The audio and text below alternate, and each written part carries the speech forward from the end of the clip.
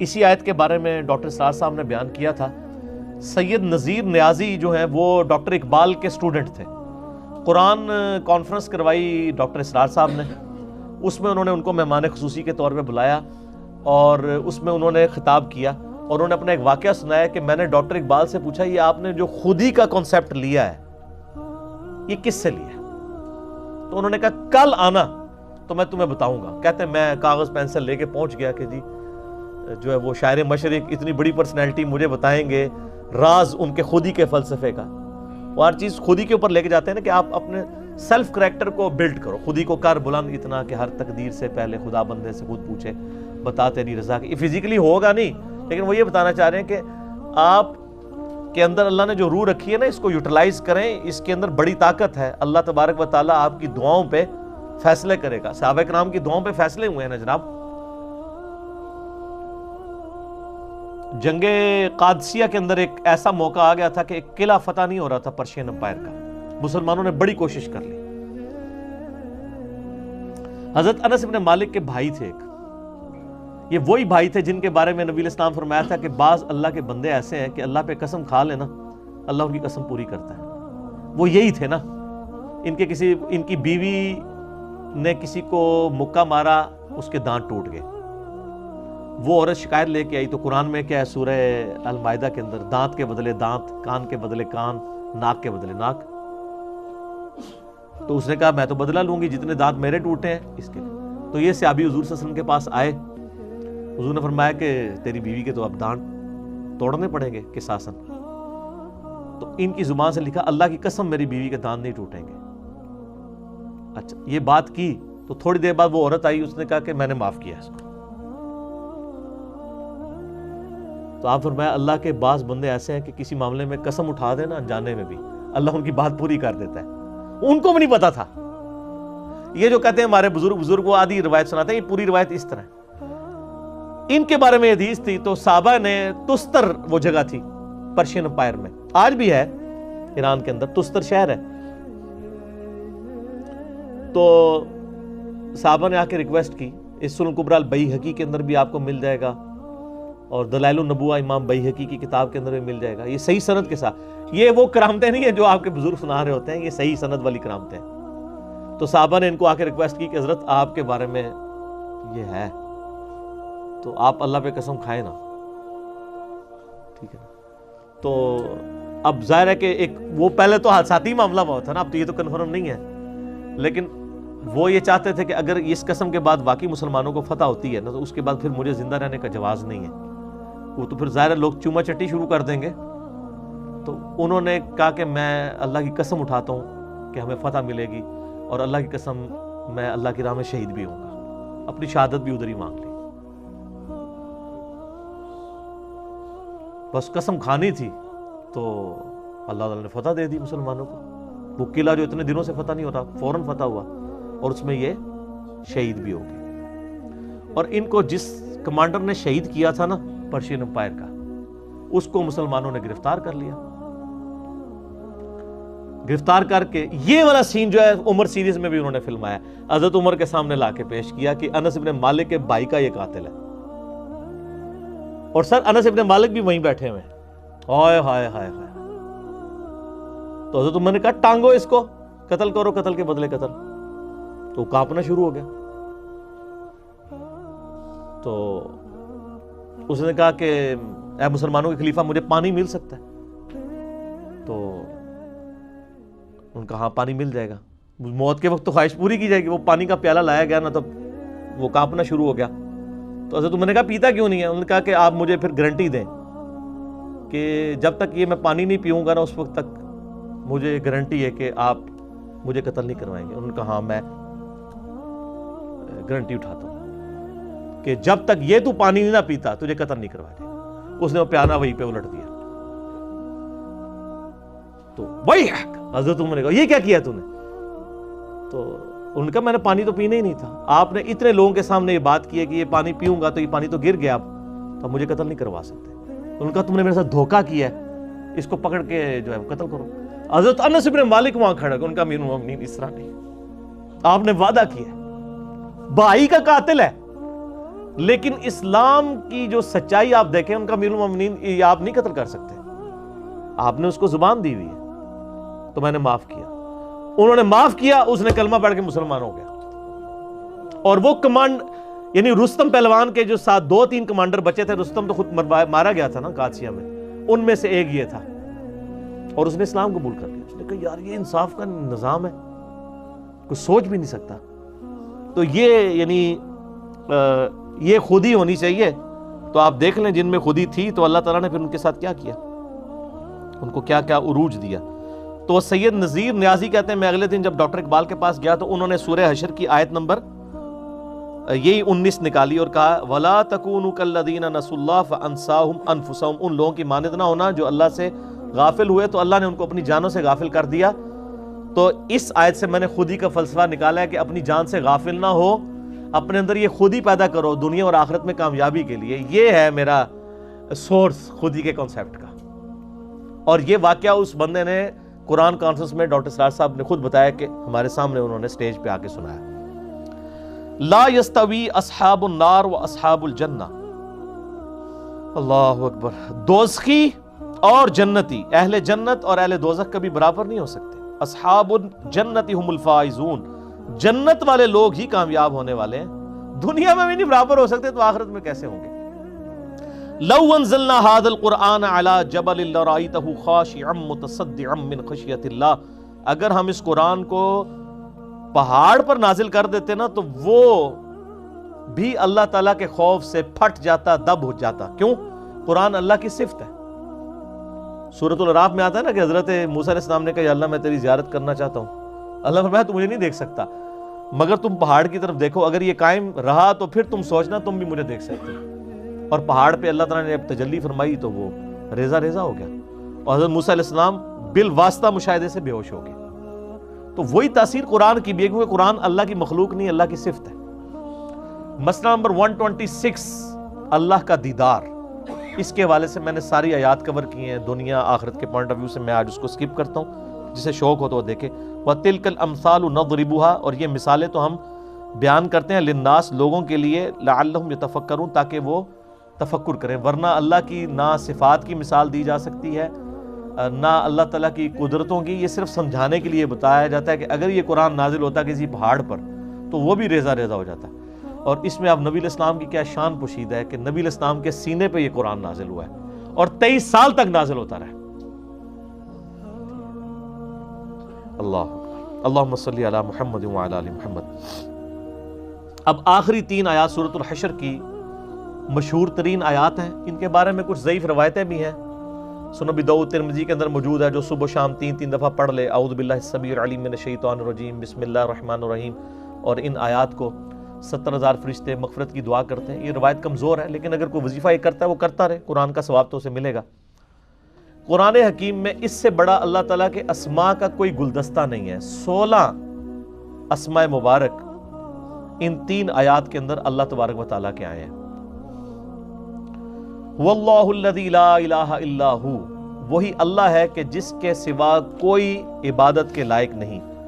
عالم الغیب والشہادہ، وہ غیب کا بھی جاننے والا ہے، چھپی ہوئی چیزوں کا بھی اور سامنے والی چیزوں کا بھی۔ هو الرحمن الرحیم، اس کی رحمت ٹھاٹھے مارتے ہوئے سمندر کی طرح ہے اور اس میں دوام بھی ہے۔ هو اللہ الذی لا الہ الا ہو، وہی اللہ ہے جس کے سوا کوئی معبود نہیں ہے۔ الملک القدوس، وہی بادشاہ ہے اور نہایت مقدس۔ السلام، سلامتی رکھنے والا۔ المؤمن، امان دینے والا۔ المہیمن، نگہبان۔ العزیز، غالب۔ الجبار، الجبار المتکبر، دباؤ اور رعب رکھنے والا اور متکبر بھی۔ ظاہر پوری مخلوق پہ اس کا رعب ہے۔ سبحان اللہ عما یشرکون، اللہ پاک ہے ہر اس چیز کے شرک سے جو اس کے ساتھ لوگ منسوب کرتے ہیں، اللہ کو فرق نہیں پڑتا۔ والخالق الباری، وہی پیدا کرنے والا ہے، اور الخالق یعنی تخلیق کرنے والا ہے اور باری بھی ہے، کریشن ایکس نہیلو کرنے والا بھی ہے، عدم محض سے وجود بخشنے والا بھی ہے۔ المصور، صورت بنانے والا ہے۔ لہ الاسماء الحسنی، اسی کے لیے ہیں سب اچھے نام۔ یسبح لہ ما فی السماوات والارض، زمین و آسمان میں ہر چیز اسی کی تسبیح بیان کرتی ہے، وہو العزیز الحکیم، اور وہی غالب ہے، حکمت والا ہے۔ یہ جو اللہ تعالیٰ کے اسماء ہیں العزیز الحکیم، اسی سے یہ صورت آغاز بھی ہوئی تھی، جس میں میں نے ڈیٹیل سے بتایا تھا کہ یہ اللہ ہی کی کوالٹیز ہو سکتی ہیں کہ غالب بھی ہے، اور حکمت ایسی ہے کہ وہ اپنے دشمنوں سے بدلہ ہی نہیں لیتا، ڈھیل دیتا ہے۔ دنیا میں کوئی غالب ہو چھوڑے نا اپنے دشمنوں کو، لیکن ڈھیل دیتا ہے۔ یہ 16 نام ہے۔ بخاری مسلم میں حدیث ہے کہ اللہ کے ایک کم 100 نام ہے، 99، اور جو ان ناموں کو لے لے گا، لینے سے مراد یہ نہیں کہ زبانی یاد کرنا، ان کے ساتھ یعنی ایک انسان کی محبت، پھر ان اسماء کے ذریعے اللہ کے حضور وسیلہ پیش کرنا، تو وہ جنت میں جائے گا۔ اب یہ 99 نام ایک وہ ہیں جو آپ کے یہ تاج کمری کے قرآن میں چھپے ہوئے ہوتے ہیں، ان میں سے کئی ایک نام اللہ تعالیٰ کے ثابت ہی نہیں ہے، یعنی وہ صفات تو ہیں اللہ کی، لیکن وہ نام نہیں ہے۔ ہر صفت اللہ کا نام بھی نہیں ہوتی۔ اللہ انتقام لینے والا ہے، لیکن اللہ کا نام المنتقم نہیں آپ رکھ سکتے۔ برائی کو کس نے پیدا کیا ہے؟ اللہ نے۔ اچھائی بھی اللہ نے پیدا کی ہے، لیکن آپ اس کو برائی کا خالق نہیں کہتے۔ برائی کے اگینسٹ ان سے جو ہے وہ مدد ضرور مانگتے ہیں۔ من شر ما خلق، اے اللہ میں ہر اس چیز کی برائی سے تیری پناہ میں آتا ہوں جو تو نے پیدا کی۔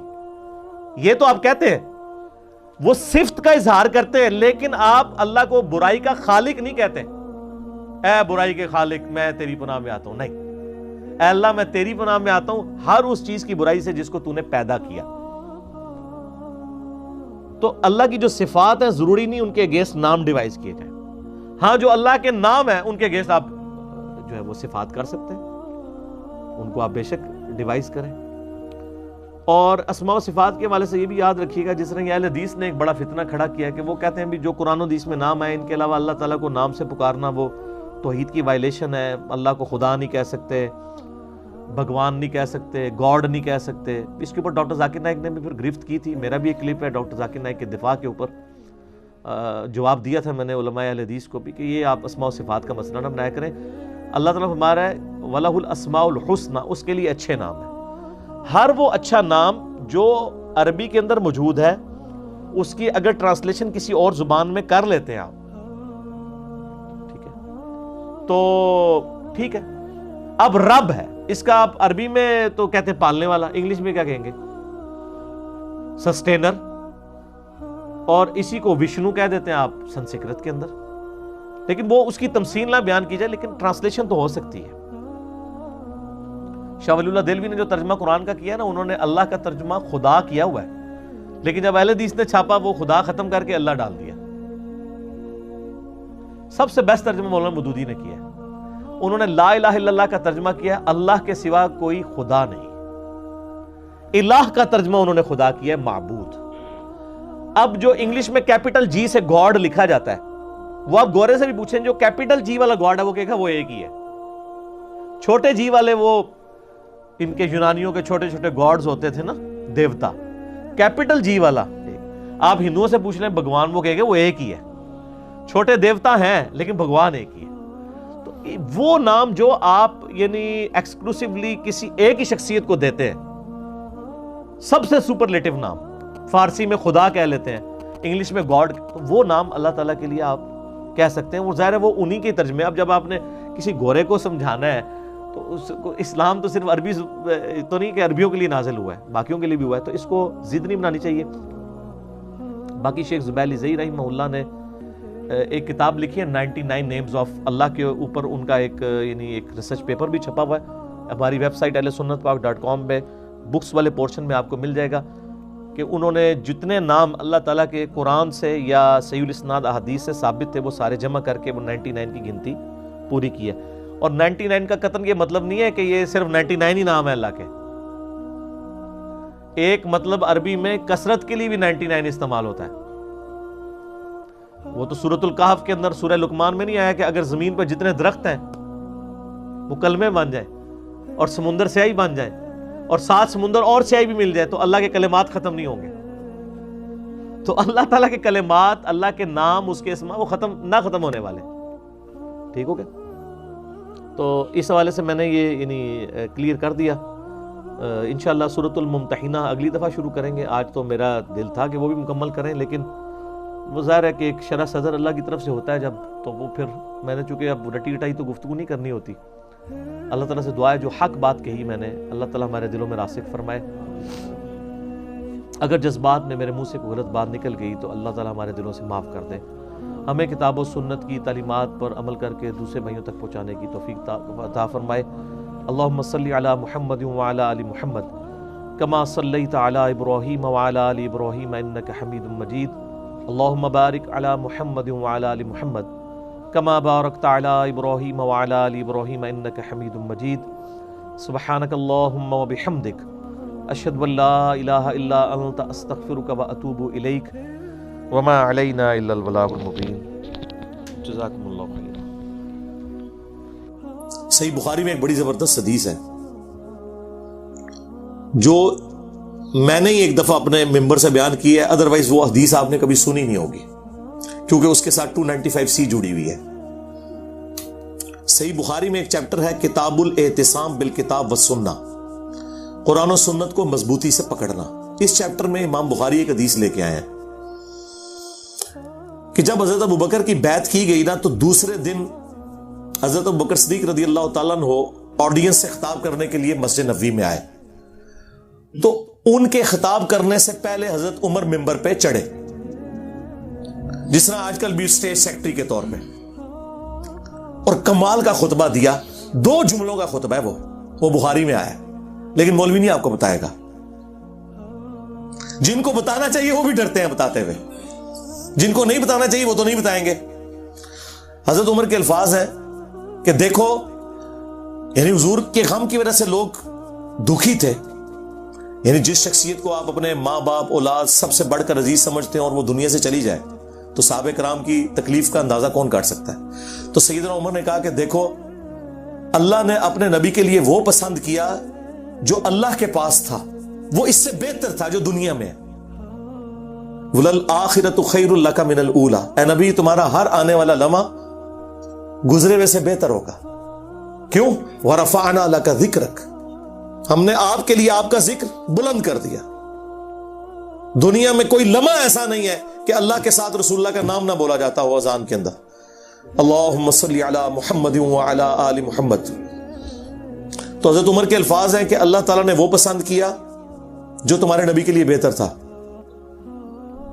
لیکن اللہ نے تمہارے لیے تمہارے نبی کے جانے کے بعد وہ کتاب چھوڑ دی ہے جس کتاب کے ذریعے اس نے اپنے نبی کو ہدایت دی تھی. اب یہ بڑا خطرناک جملہ تھا، خطرناک جملہ تھا، خطرناک سے بھی اگلا ورژن. تم بھی اس کتاب کو پکڑو گے تو ہدایت پہ قائم رہو گے. اور پھر اس جملے کو ریپیٹ کیا، اس کتاب کو کہ جس کتاب کو تمہارے نبی کی ہدایت کا ذریعہ بنایا. اچھا، اس کا یہ مطلب نہیں نعوذ باللہ کوئی رسول اللہ گمراہ تھے، نہیں. قرآن میں واضح آیت ہے ما ضل صاحبکم وما غوا، تمہارے نبی نہ کبھی بہکے ہیں نہ کبھی بہرا چلے ہیں. یہاں پہ بھی ضلہ کا لفظ آیا ہے. یہ کیا ہے جو قرآن حکیم میں اللہ تعالیٰ نے فرمایا ووجدک ضالا فہدی، اے نبی ہم نے آپ کو اپنی محبت میں خود رفتہ پایا اور ہدایت کے بلند ترین مرتبے پر پہنچا دیا. ضال کا مطلب گمراہی بھی ہوتا ہے، ضال کا مطلب کسی کی محبت میں ڈوبنا بھی ہوتا ہے. ان ابانا لفی ضلال مبین، حضرت یعقوب کے بیٹوں نے جو خود صحابی تھے اپنے باپ کے بارے میں کیا کہا تھا کہ ہمارے ابا جان تو یوسف کی محبت میں ڈوب چکے ہیں. اب وہاں ترجمہ فی ضلال مبین کا یہ تو نہیں کرتے کہ ہمارے ابا گمراہ ہو چکے ہیں، وہ تو کافر ہو جاتے. اپنے پیغمبر ابے کو کہتے تو نہیں. ووجدک ضالا فہدی، احمد بریلوی نے بالکل صحیح ترجمہ کیا، مولانا مودودی نے بھی صحیح ترجمہ کیا. اپنی محبت میں خود رفتہ پایا اور ہدایت کے اعلیٰ منزل کو پہنچا دیا. یہی مضمون سورہ شورى میں بھی ہے کہ ہم نے اس قرآن کے ذریعے اے نبی آپ کو اس اعلیٰ درجے پر پہنچایا. ما کنت تدری ما الکتاب ولا الایمان، اس قرآن کے نزول سے پہلے آپ نہ کتاب جانتے تھے نہ ایمان کی تفصیلات، بلکہ اللہ نے اس کو ہدایت اور نور کا ذریعہ بنایا. وَإِنَّكَ لَتَهْدِي إِلَىٰ صِرَاطٍ مُسْتَقِيمٍ، اور نبی بے شک اب آپ بھی لوگوں کو ہدایت کی طرف بلاتے ہیں. تو نبی علیہ السلام، وہ میں بتا رہا تھا خطبہ کیوں نہیں لوگ بیان کرتے تھے، اس میں جو حضرت عمر کا جملہ ہے نا کہ اللہ نے اس کتاب کے ذریعے تمہارے نبی کو ہدایت دی، تو اب اس کے لوگ ڈرتے تھے یار یہ تو کہیں گے نبی کو گمراہ مان رہے ہیں. بھائی تم ایکسپلین کرو، ہم نے بھی کر دیا. یہ کبھی بھی خطبہ بیان نہیں ہوا، اور یہ خطبہ صحیح بخاری میں لکھا ہوا ہے. حضرت عمر فاروق رضی اللہ تعالیٰ عنہ نے حضرت ابوبکر کی خلافت اسٹیبلش ہونے کے دوسرے دن خطبہ دیا. کمال کا خطبہ ہے.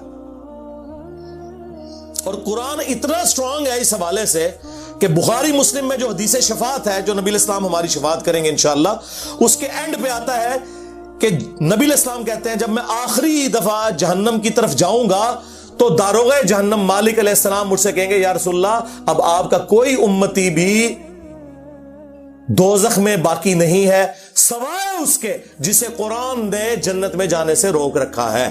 قرآن جب روک لے گا نا تو کوئی نہیں بچا سکتا. یہ ویسے شعر ہے، خدا کا پکڑا چھڑائے محمد کا پکڑا چھڑا کوئی نہیں سکتا.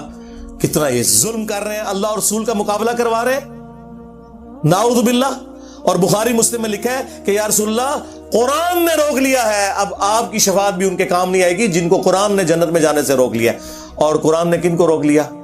انہ من یشرک باللہ فقد حرم اللہ علیہ الجنہ ومأواہ النار وما للظالمین من انصار. بے شک جو کوئی بھی اللہ کے ساتھ شرک کرے گا اللہ نے اس پہ جنت حرام کر دی ہے، اس کا ٹھکانہ جہنم ہے، وہاں اس کا کوئی مددگار نہیں ہوگا. قرآن نے جنت حرام کر دی ہوئی ہے. حتیٰ کہ بخاری اور مسلم دونوں میں حدیث ہے اللہ نے ہر نبی کو ایک مقبول دعا دی تھی جو اس نے دنیا ہی میں کر لی، لیکن میں نے اپنی دعا چھپا کے رکھی ہے قیامت کے دن کے لیے، اور میری اس دعا سے میرے ہر امتی کو نفع پہنچے گا سوائے اس شخص کے کہ جس نے دنیا میں اللہ کے ساتھ کسی قسم کا شرک کیا ہوا. Shirk is the most sensitive issue in the sight of Allah. اور شرک اور نماز یہ دو سینسٹیو ٹاپکس ہیں. قرآن کی توہین وہی لوگ کر رہے ہیں اصل میں جو قرآن پڑھنے سے روک رہے ہیں، جس کی وجہ سے شرک پھیل رہا ہے، اور نماز سے کوسوں دور ہے کیونکہ انہوں نے قرآن تو پڑھا نہیں. انہیں پتا کیسے چلے کہ قرآن کا مسلمان اور ہے اور پاکستان کا مسلمان اور. ہاں، مرنے سے پہلے اے مسلمان کر لے اس پہ غور. قرآن کا مسلمان اور ہے، پاکستان کا مسلمان اور. قرآن کا تو مسلمان یہ ہے وَأَقِيمُوا الصَّلَاةَ وَلَا تَكُونُوا مِنَ الْمُشْرِكِينَ، سورہ روم آیت نمبر 31. دیکھنا نماز کو قائم کرنا، مشرک نہ ہو جانا. اور صحیح مسلم کی حدیث کے بندے کے کفر اور ایمان، شرک اور اسلام کے درمیان فرق نماز ہے. باقی اس پہ تو کافی بولا جا سکتا ہے، میری کئی ایک ویڈیوز ہیں وہ آپ دیکھ سکتے ہیں. اس حوالے سے میں نے یہ موقع غنیمت جانا کہ میں مسلمانوں کے دماغ کے اوپر سٹرائک کروں. سب سے بڑے تو دشمن آپ لوگ ہیں جو جزدان میں قرآن کو لپیٹ کے، اور دیکھیں جو مہنگے والے قرآن ہوتے ہیں نا ترجمے والے، ان کے اوپر غلاف بھی چڑھا ہوتا ہے تاکہ تصور سے کہ میں اس کو اتنی دفعہ یوں کروں گا کھولے ہی نہ، وہ ادھر ہی پڑھا رہے. بلکہ میں نے تو ریکویسٹ کی ہے کہ پاکستان کے آئین میں جہاں یہ چیز شامل ہے کہ پاکستان میں قرآن غلطیوں سے پاک پرنٹ کیا جائے گا. یہ بہت بڑا جرم ہے، اس لیے قرآن کے اینڈ پہ لکھا ہوتا ہے کہ اگر کوئی غلطی دیکھیں تو واپس بھیجیں، ہم آپ کو نیا نسخہ دیں گے. پاکستان کے آئین میں یہ چیز بھی داخل کی جائے کہ بغیر ترجمے کے قرآن چھاپنا حرام ہو. یعنی پاکستان کے قانون میں، وہ شرعی طور پہ حرام نہیں لفظ استعمال کر رہا، چلے جرم کہہ لیں اس کو. بھئی پاکستان میں کیا تک بنتا ہے جہاں 99.99% لوگ عربی نہیں جانتے ہیں، وہاں عربی والا قرآن صرف پرنٹ کرنا کتنا بڑا ظلم ہے. مولانا مودودی رحمہ اللہ کا ترجمہ پرنٹ کیا ہے ترجمان القرآن والوں نے، وہ بڑا زبردست ہے. ویسے تو آپ دیکھتے ہیں نا اوپر عربی نیچے اردو، انہوں نے پتا کیا کیا ہے، ایک صفحہ پورے کا پورا عربی اور اس کے سامنے والا صفحہ اردو. اگر صرف کسی نے اردو بھی پڑھنا ہے نا وہ پڑھتا جائے. اچھا لوگوں کو یہ فکر پڑ جاتی ہے یار اردو والا پڑھیں گے تو ثواب نہیں ہوگا کیونکہ 10 نیکیاں نہیں ملن گیا. سرکار تو ایک اردو دا صفحہ تو آنے والی نسلوں میں اور گزرے ہوئے بزرگوں کے ہزاروں قرآن پڑھنے سے بہتر ہے جو آپ کو کم از کم شرک سے بچا کے توحید کے اوپر لے آئے گا. دیکھیں نا اگر توحید ہی نہ ملی تو قرآن ختم کرنے کا کیا فائدہ ہویا؟ یہ قرآن ختم کر کے بھی تے پھر دعا کہنا جی یا رسول اللہ انظر حالنا، یا شیخ عبد القادر جیلانی شیئن للہ. قرآن کے لیے پڑھ کے دعا ہو رہی ہے اور بیچ میں یہ نکل رہا ہے. تو کیا کڑیا تو قرآن چو. تو خدا کے لیے قرآن ترجمے والا گھر میں بھی کم از کم آپ لوگ تو کریں نا جی. سارے مسلمان اپنے گھروں میں وہ ترجمہ رکھیں جو زبان آپ سمجھتے ہیں. اس کے بغیر آپ صرف عربی والا قرآن نہ رکھیں. اور آج تو ماشاءاللہ جتنی میجر لینگویجز ہیں ان کے اندر قرآن پرنٹ ہو چکے ہیں. سعودی عرب کی گورنمنٹ اس حوالے سے بہت بڑا کام کر رہی ہے. جتنے حاجی جاتے ہیں نا, پہلے تو وہ عمرے والوں کو بھی دیتے تھے, لیکن پھر ریسورسز کی وجہ سے ایشو ہوا تو اب صرف حاجیوں کو دیتے ہیں. جو پاکستان, انڈیا, بنگلہ دیش کے ہیں ان کو اردو زبان میں, انڈونیشین ہے تو ان کو انڈونیشین زبان میں, انگلش جاننے والے ہیں ان کو انگلش والا. وہ واپسی پہ ایئرپورٹ پہ وہ ایک ایک فری کاپی دیتے ہیں. میں 2007 میں گیا تھا, مجھے بھی ایک کاپی ملی, میری وائف کو بھی ملی تھی. تو اس حوالے سے وہ بہت کام کر رہے ہیں. چلیں, حاج عمرے پہ کوئی نہیں بھی جاتا, یہاں تو یار اپنے گھروں میں تو کم از کم آپ کوشش کریں کہ آپ ترجمے والے قرآن رکھیں. صلو علی محمد وآل محمد, اللہم صلی علی محمد وعلی آل محمد واصحاب محمد وازواج محمد وامت محمد اجمعین الی یوم الدین, آمین.